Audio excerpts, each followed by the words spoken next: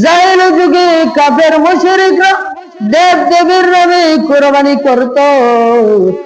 কোরবানির পশুর গোশত গোশত সমূহ দেব দেবীর মাথায় কিছুটা অংশ রেখে দিত। কোরবানির পশুর রক্তটা কাবার গায়ে মাখিয়ে দিত। আর তারা মুশরিকরা উলঙ্গ হয়ে কাবার দিকে প্রদক্ষিণ করত, অর্থাৎ তাওয়াফ করত। নাউজুবিল্লাহ। আমাদের সমাজে বিভিন্ন জায়গায় দেখা যায় ব্যক্তির নামে কোরবানি করা হয়, ব্যক্তির নামে পশু জবেহ করা হয়, বিভিন্ন দরগার নামে পশু জবেহ করা হয়। হয় কি হয় না? দরগার নামে পশু জবেহ করা হয়, পীরের নামে পশু জবেহ করে। নাউজুবিল্লাহ। পীরের নামে কোরবানি করা যাবে? দরগার নামে কোরবানি করা যাবে? কার নামে কোরবানি করতে হবে? একমাত্র আল্লাহর নামে। কার নামে? একমাত্র আল্লাহর নামে।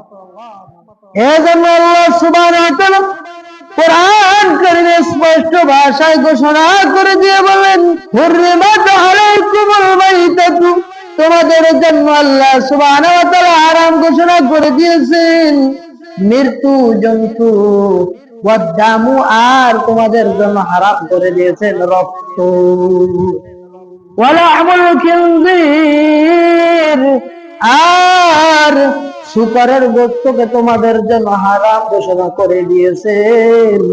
ওয়ামা উহিল্লা লিগায়রিল্লাহ,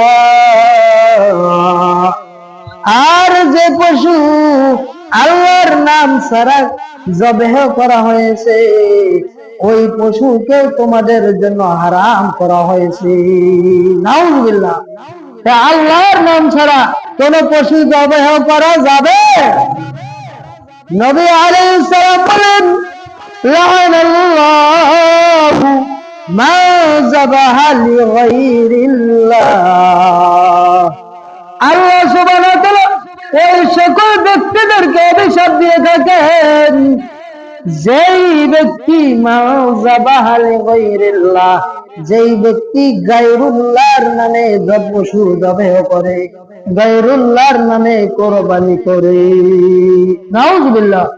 অতএব গায়রুল্লাহর নামে কোরবানি করা যাবে? কোন সৃষ্টির নামে কোরবানি করা যাবে?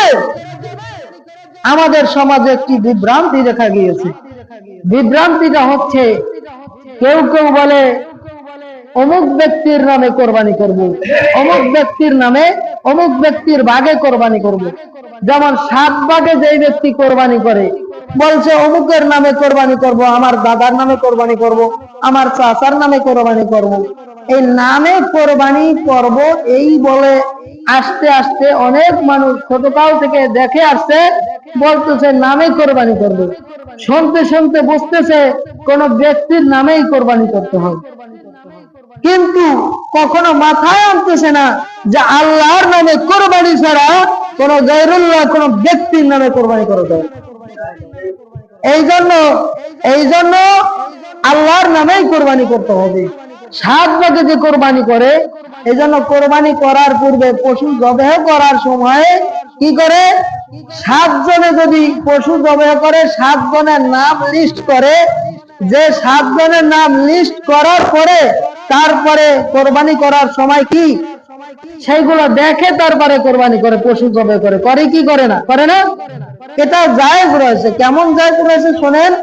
যেই ব্যক্তি পশু জবেহ করতেছে 7 জনের নাম অথবা 5 জনের নাম লিস্ট করলো, যেমন অমুক ইবনে অমুক, অমুক ইবনে অমুক, অমুকের বাপ অমুকের পক্ষ থেকে কোরবানি করা হচ্ছে, নাকি নাম লিস্ট করা হচ্ছে।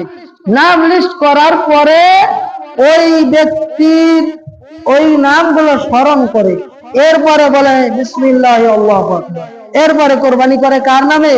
আল্লাহর নামে। এখন নামগুলো লিস্ট করে যে কোরবানি করতেছে এটা কি ওই ব্যক্তির নামে কোরবানি করলো? প্রশ্ন। এই প্রশ্নের জবাবটা শুনেন। যখন কোরবানির পশু জবেহ করে তখন যেই ব্যক্তি জবেহ করে সেই ব্যক্তি প্রথমত দোয়া কালাম পড়ে, ইন্নী ওয়াজ্জাহতু ওয়াজহিয়া লিল্লাযী ফাতারাস সামাওয়াতি ওয়াল আরদি হানিফা ওয়া মা আনা মিনাল মুশরিকিন। ইন্না সালাতি ওয়া নুসুকি ওয়া মাহইয়ায়া ওয়া মামাতি লিল্লাহি রাব্বিল আলামিন লা শারীকা লাহু ওয়া বিযালিকা উমিরতু আনা মিনাল মুসলিমিন।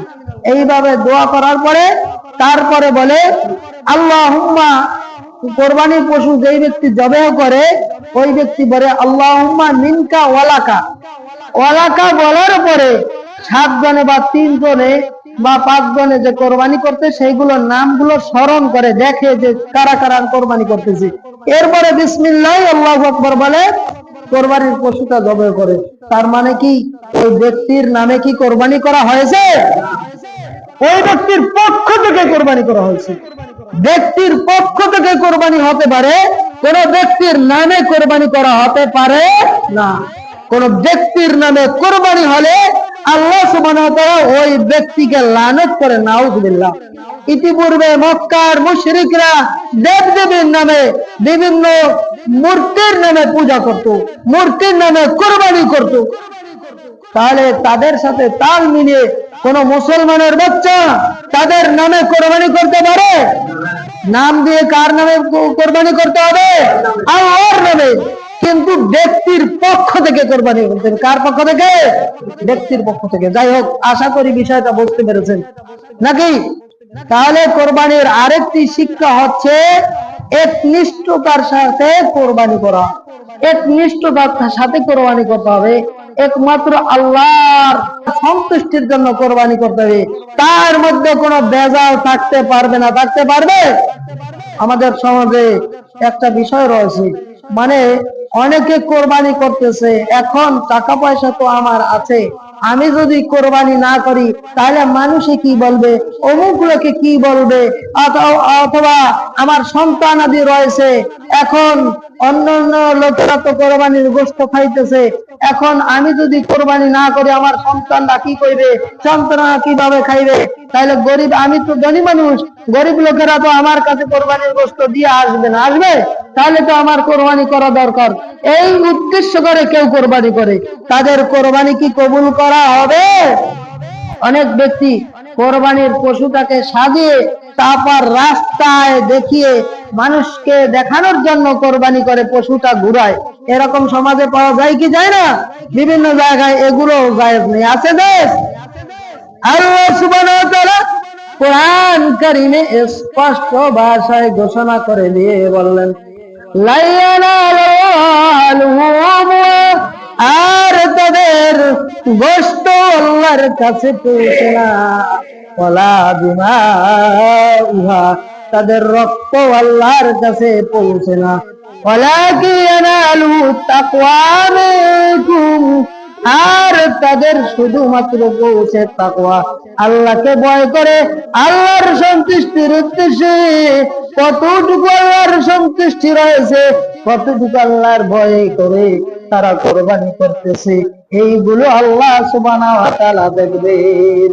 তার অন্তরে কোন জিনিসটা রয়েছে এইগুলো দেখবেন। উপরে যে কে কি কিভাবে কোরবানি করলো এগুলো কি আল্লাহ সুবহানাহু ওয়া তাআলা দেখবেন? অন্তরের খবর আল্লাহ সুবহানাহু ওয়া তাআলা দেখবেন, আর কোনো কিছু দেখবেন না। দেখবেন